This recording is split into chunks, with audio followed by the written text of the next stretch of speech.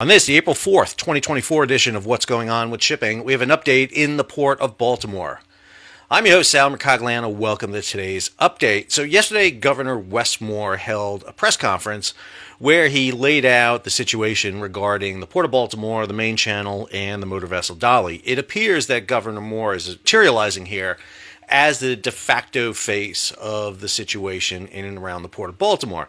I have stated repeatedly that I think there needs to be a national incident commander named in the same vein that Admiral Thad Allen was for the Deepwater Horizon. I understand that there's a unified command authority. I have been getting many emails and tweets and texts and everything saying that, Sal, the unified command is an incident command system. Got it. Understand. I understand ICS 300, 400. Got the planning P. I know how this works. Got it.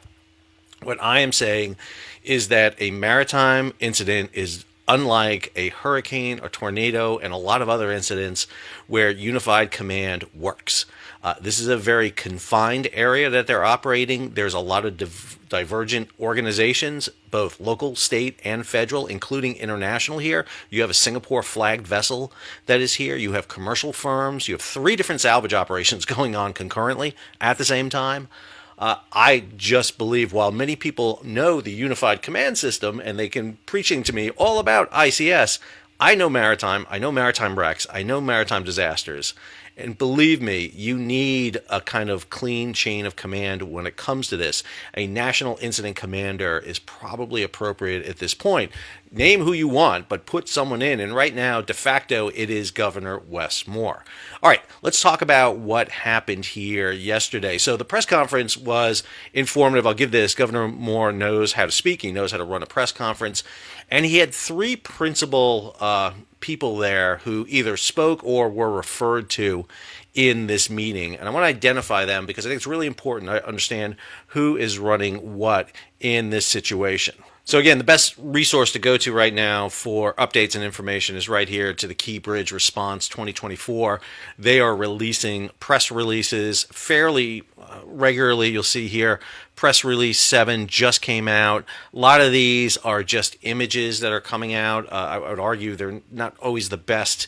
I think one of the important images is weather. The weather storm that came in through the East Coast up to the Mid-Atlantic, up to New England, really put a hamper on operations. Fog, poor weather, reduced visibility, and even a bit of a sea state was out there for a time. Baltimore, Chesapeake Bay can get rough. It can. This is one of the reasons why people love to go out sailing in this region. So that is definitely going to be a issue when it comes to operations. So one of the people who spoke right off the bat was the commander of the 5th Coast Guard District. United States divides, the Coast Guard divides the United States up into districts. In the 5th District, which is Mid-Atlantic, was Rear Admiral Shannon Gilreath. He gave the principal talk on giving the overview and listing the priorities of what needs to be done. I'm going to go over them in a minute.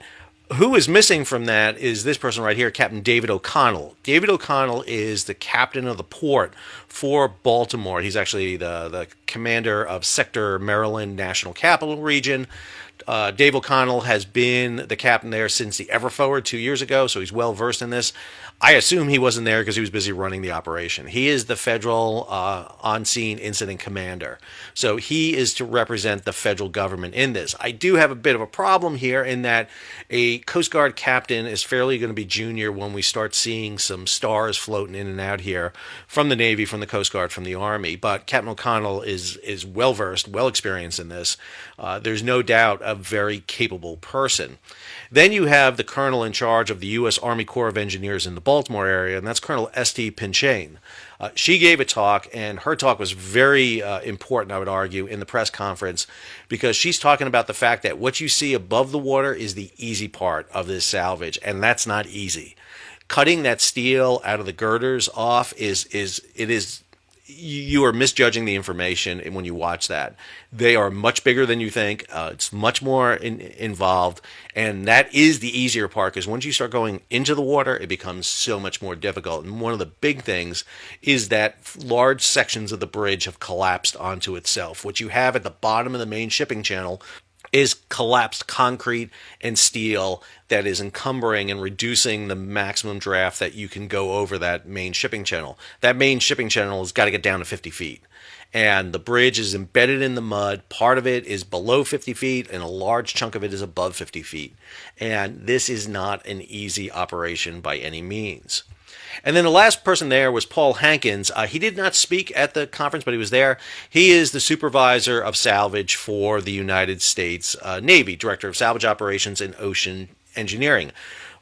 Vast experience. He actually was vice president for Don John Marine. Don John Marine is the company that got the contract from the U.S. Navy to do the salvage in the main ship channel. There are three salvage companies at work here.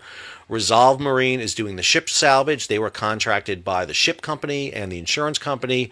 The U.S. Navy, SUPSAL, did Don John. Now, Don John is one of the standing companies that have a contract with the U.S. Navy, so it's not unusual that Don John got the contract.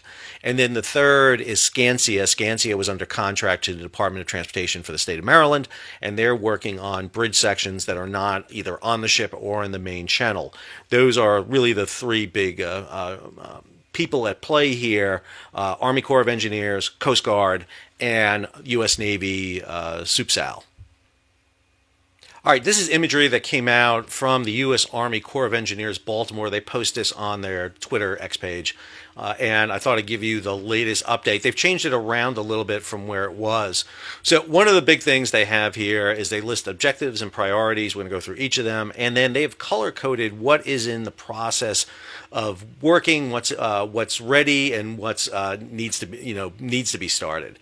So right off the bat, objective. So that's objective A: stabilize dolly to prevent pivoting. That's been done. The key thing is you don't want dolly moving. With the bridge broken and in half and laying across the bow, and with sensor and divers in the water, you can't have the dolly moving, so it has to be stabilized. It's one of the reasons the ship's crew is still on board. They are on board to maintain the ship. They need to keep ship operations and ship systems running. There may be a need later on to use ship engines to kind of pull them off. There's a report that 2 forward compartments of the vessel are flooded, probably the forepeak, which is the bulbous bow area, and I would imagine it would be the bow thruster room, which is the other one that's pretty far forward. Not sure if any of the cargo holds are flooded.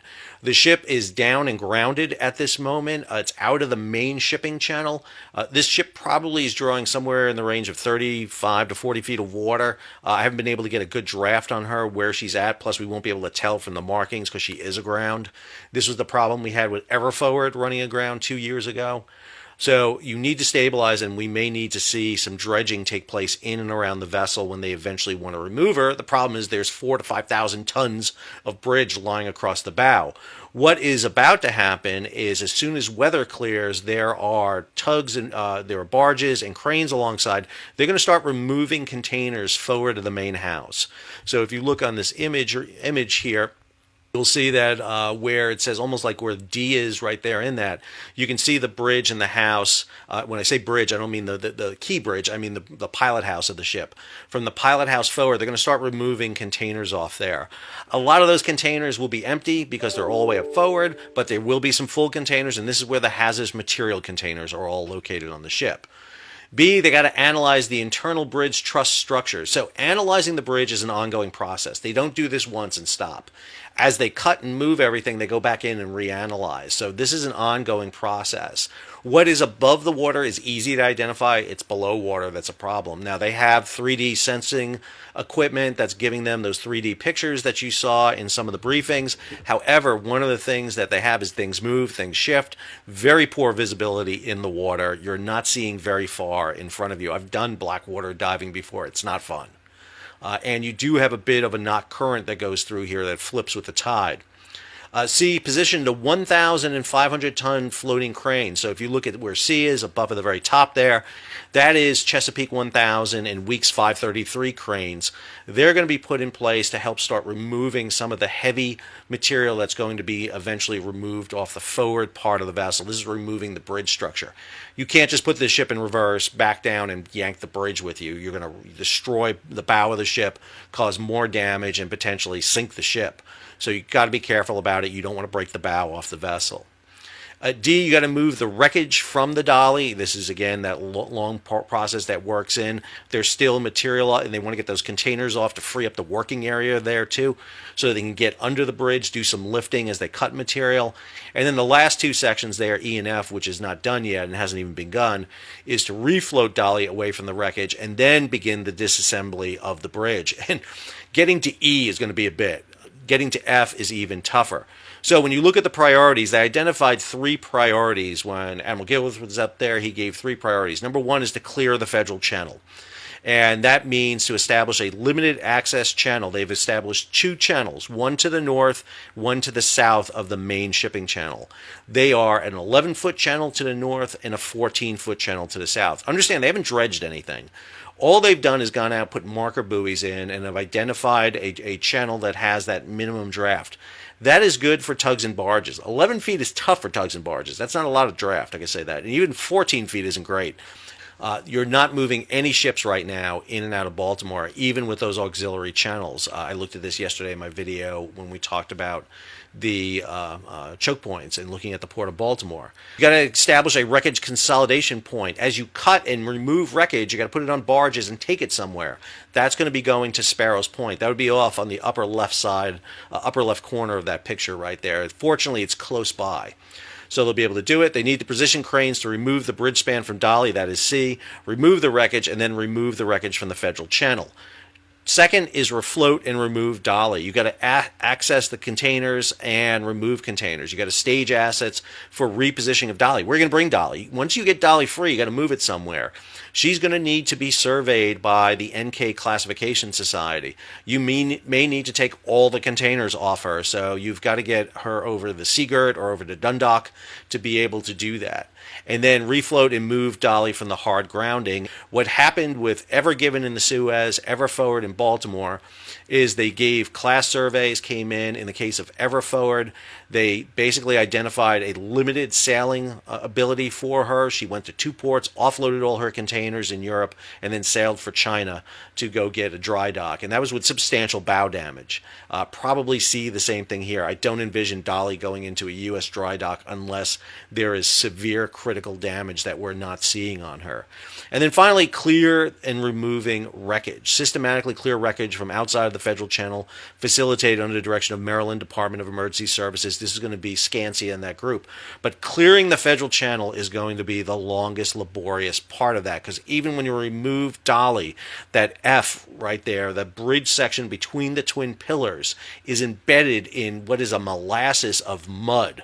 You can't just leave the bridge in there. You got to get it all up. You can't, because if you leave it there, you can't dredge, because the dredgers can't come in and hit steel and concrete. You're going to have to get every last part of that bridge up and out of the water. Now, you may be able to drag parts of this section out of the way to open maybe a narrow channel to get ships in, which would require the use of tugs to be used, but that's going to be a process that they're going to have to determine as it comes. So there's a couple of issues that are at play here right now. Number one, bringing in more salvage and resources. One of the big cranes that was used back down in Brunswick, Georgia for the salvage of Golden Ray was the VB 10,000. This is a 10,000 ton heavy lift crane, big, huge yellow kind of arch with cranes that you can lift massive sections. There was an investigation into look at that. From what I understand, there's no movement yet to move that crane. I believe it's still down in the Georgia area. It would have to be brought back into service, tested, make sure the crane, the winches and the wires are all good to go. They could conceivably bring that up there for it. The Navy doesn't have a lot of assets to play here. U.S. Navy salvage resources have been basically atrophied. There's only 3 salvage vessels, actually 2 salvage vessels and a fleet tug left in the U.S. Navy. They're all stationed overseas. The new class being built down in the Gulf region will not be ready in time. So you do not have really a lot of assets. What Navy Salvage does, the supervisor of salvage does, is really contract with commercial firms for it. Groups like Don John, Smith, Resolve, a whole batch of companies that they do it with. And then there's the Army, which actually had a huge, massive watercraft fleet. Part of that watercraft fleet is heading over to Gaza to create the pier. But one of the features that the Army had were these large BD cranes. But they have taken those out of service largely. There used to be a large 100-ton revolving floating crane right in this region. But the Army and Navy too has basically not devoted a lot of money and resources to the logistics and that unsexy thing of salvage. So what we're winding up with here is we have to depend on the commercial sector for doing this. And that's why I'm making the argument here about unified command. It really, you need someone to be the director because we got a lot of pieces that are moving here. Right now, unified command seems to be working great, and I understand that it's worked great before in other incidences. But again, go back and look at Deepwater Horizon and see what happened in that situation. There's a lot going on here in April of a presidential election year. And getting the Port of Baltimore open is a key priority right now. I hope this update provided you some good background information. Please stay tuned to what's going on with shipping as we'll do further updates as more information comes out. If you're new to the channel, hey, take a moment, subscribe to the channel and hit the bell so be alerted about new videos as they come out. Leave a comment, share it across social media, give it a big thumbs up, and if you can, support the page. How do you do that? You hit that super thanks button down below or head on over to Patreon and become a monthly, yearly subscriber to the page. Until the next video, Sal, signing off.